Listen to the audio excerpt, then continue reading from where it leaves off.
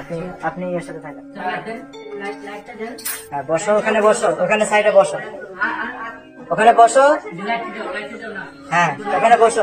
ছোট পর্দার জনপ্রিয় অভিনেত্রী পায়েল কট স্পা সেন্টারের আড়ালে নারীদের নিয়ে অনৈতিক ব্যবসা করতেন এই অভিনেত্রী। সম্প্রতি পুলিশ অভিযানের সমস্ত কিছু ফাঁস হয়ে গেল। আর এই অনৈতিক কাজ করে সে কত টাকা আয় করেছে, কিভাবে সবকিছুর প্ল্যান করেছিল, কার সাথে মিলে প্ল্যান করেছিল, সেই সমস্ত কিছু নিয়ে মুখ খুলেছে অভিনেত্রী নিজেই। তো চলুন ঘটনার বিস্তারিত জেনে নেই। ছোট পর্দার জনপ্রিয় অভিনেত্রী পায়েল একটি স্পা সেন্টার খুলেছে, সেটা তো নিশ্চয়ই আপনারা সকলেই জানেন। প্রায় সময়ই সেই স্পা সেন্টারের প্রমোশন করে অভিনেত্রী নিজে সেখানে গিয়ে সার্ভিসও নেয়। কিন্তু এই সবকিছুই ছিল লোক দেখানো। প্রশাসন অনেকদিন ধরেই তার উপর নজর রাখছিলেন, তাই তো সুযোগ বুঝেই রাতের অন্ধকারে হঠাৎই তারা সেখানে অভিযান চালায়। এবং অভিযান চালিয়ে তারা হতাশ হননি, কেননা সেখানে গিয়ে তারা দেখতে পেল সেখানে প্রায় 12 জন নারী পুরুষ বিভিন্ন কক্ষে আপত্তিকর সময় কাটাচ্ছে। স্পা সেন্টারের ভেতরটা ঠিক এরকম ভাবেই ডেকোরেশন করা হয়েছিল। আলাদা আলাদা রুমে ছিল আলাদা আলাদা খাট বসানো, আর তাদেরকে পাহারা দিচ্ছিল একজন মহিলা। মূলত এই মহিলাকেই নাইট ডিউটির জন্য রাখা হয়েছিল। গুঞ্জন রয়েছে এই মহিলাই নাকি প্রশাসনকে গোপনে সকল তথ্য দিত।